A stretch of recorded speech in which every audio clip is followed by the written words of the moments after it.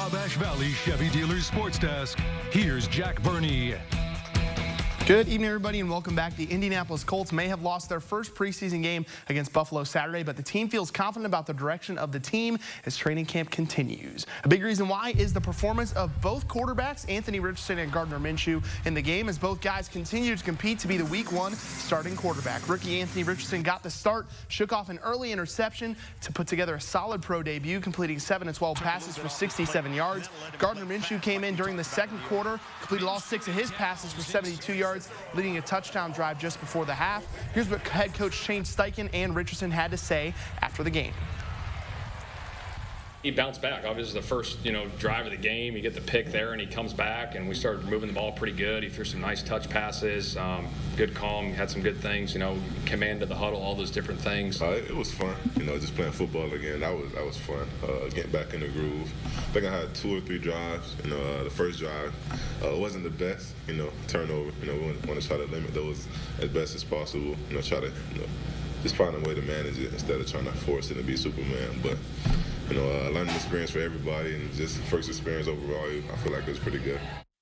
Colts return to practice on Tuesday at Grand Park as they prepare for their second preseason game against the Chicago Bears next Saturday. Sticking on the gridiron, but to high school football now. We are officially just 5 days away from the start of the high school season here in Indiana. Wabash Valley teams competed in scrimmages this past Friday, including Terre Haute North and South, Northview and South Vermilion at the Jamboree. The Wildcats won both quarters against Terre Haute North and Northview on their home field Friday night, while Northview and Terre Haute South tied in the second quarter, and Terre Haute South picked up a win against North in the third quarter. Sullivan also had a very impressive performance in their scrimmage as quarterback Blake Fraker found Seth Pirtle for 3 touchdown passes for the Golden Arrows. All these performances helping prepare teams for their Week 1 matchups. Let's show you some of the games taking place this Friday.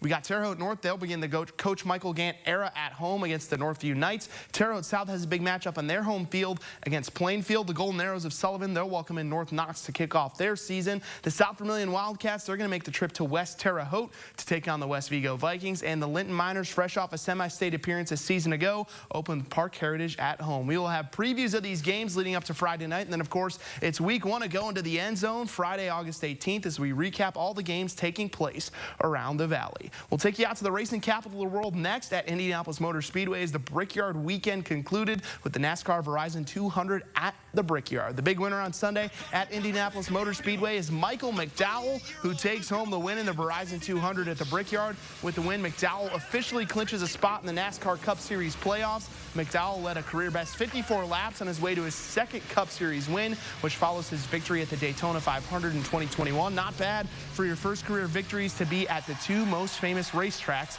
in the world. And finally, to the links, the final round of the FedEx St. Jude Championship from Memphis, Tennessee took place on Sunday. South Knox alum and Vincennes native Adam Shank looking to start the FedEx Cup playoffs with another top 10 finish. We'll start things on the par 5 16th hole. Shank's second shot here. His ball is going to bounce onto the green. It would give him a third shot for eagle. Shank would miss the putt for eagle, but he's going to make the 2-foot putt for birdie a little bit later to get to 12 under after 16 holes. There's a look at that birdie putt on the 16th. Fast forward to the 18th hole now. Shank at 11 under and staring at a long 20-foot putt for par. And the former South Knox Spartan and Purdue Boilermaker sinks the clutch putt to finish in a tie for 6th place at 11 under for the tournament after shooting a 4th round 66. Shank entered the weekend in 24th in the FedEx Cup standings, moves up to 18th after his 6th top 10 finish of 2023. That's a wrap for sports. This is the Reynolds Wrap right after the break.